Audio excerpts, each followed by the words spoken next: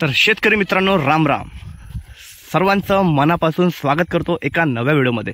आणि हा व्हिडिओ सर्वांनी बघितला असेल, कारण की आपण याबद्दलचे व्हिडिओ आधीपासून आपल्या चॅनलवर जे आहे ते अपलोड केलेले आहे. जसं की आपलं शेत जे आहे ते संपूर्ण नील झालेलं आहे. का बरं?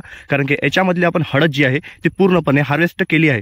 आणि याच्यामध्ये आपण 3 पीक घेतले होते, सोयाबीन, तूर आणि हळद. आणि यामध्ये आपल्याला हे उतारा भेटलेला आहे. बघू शकता इथे गंज किती मोठा लागलेला आहे.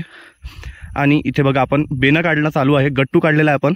आणि इथे हे निवडणं चालू आहे. आणि आपली कांडी जी आहे ती इथे रेडी आहे. पण याच्यातली कांडी पण आपल्याला काढायची आहे, कारण की यावर्षी आपण ठरवलेलं आहे 4 एकरची आपण हळद लागवड करणार आहे.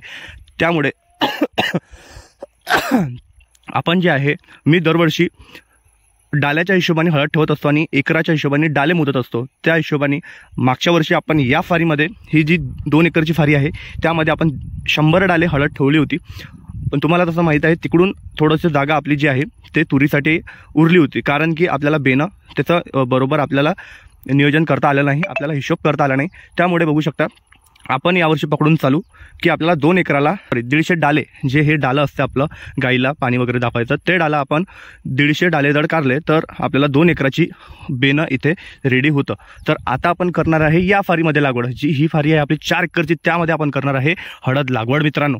तर बघू शकता इथे आपलं बेनं रेडी आहे. याचे गट्टूचे आपण जेवढे डाले निघणार तेवढे पूर्ण काढून घेणार. आणि बारीक बारीक गट्टू जो आहे तो बघू शकता इथे 2 चालू आहे लावणं. ते जे बारीक गट्टू आहे ते राहू देणार आहे आपण बॉईल करण्यासाठी. आणि याच्यातला चांगला मोठा जो गट्टू आहे तो आपण काढणार. तर तुम्हाला गट्टू पण दाखवून देतो. आणि याचा आपल्याला जे आपण 3 पिकं घेतले आहे हळदीमध्ये, त्यामध्ये सोयाबीन, तूर आणि हळद आपण जे घेतली आहे, सोयाबीनमुळे किंवा हळदीमुळे आपल्या हळदी पिकामध्ये काय नुकसान झालेलं आहे, काय फायदा झालेला आहे, हे तुम्हाला एकदम थोड्याशा भाषेत एकदम थोडक्यात सांगून देतो. त्याआधी पहिले तुम्ही बेनं बघून घ्या. आपल्याला बेनं काढताना बरोबर गट्टू अशा मोठ्या प्रकारे काढायचा आहे. याच्याहूनही मोठा गट्टू आपल्या याच्यात आहे. बघू शकता खूप सुंदर शेलम, हा शेलम जातीचा गट्टू आहे. आणि इथे आपल्या सध्याचे 30 डाली इथे निघालेले आहे. अजून याच्यातले 20-30 डाले याच्यातले निघणार, म्हणजे 60 डाले इथे होऊन जाणार. 60 डाले आपले गट्टू होणार.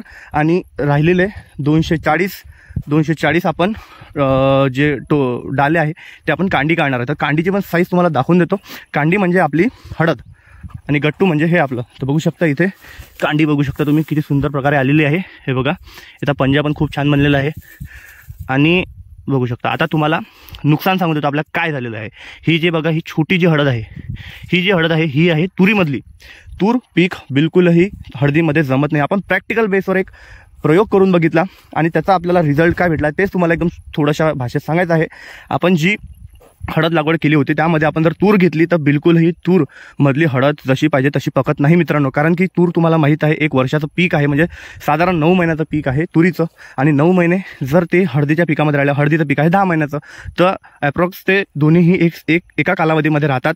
आणि तुरीला ज्या टाईमला पाणी पाहिजे नाही त्या टाईमला हळदीला पाणी पाहिजे. त्यामुळे तुरीचं पण नुकसान होते थोड्या प्रमाणात आणि हळदीचं तर होते.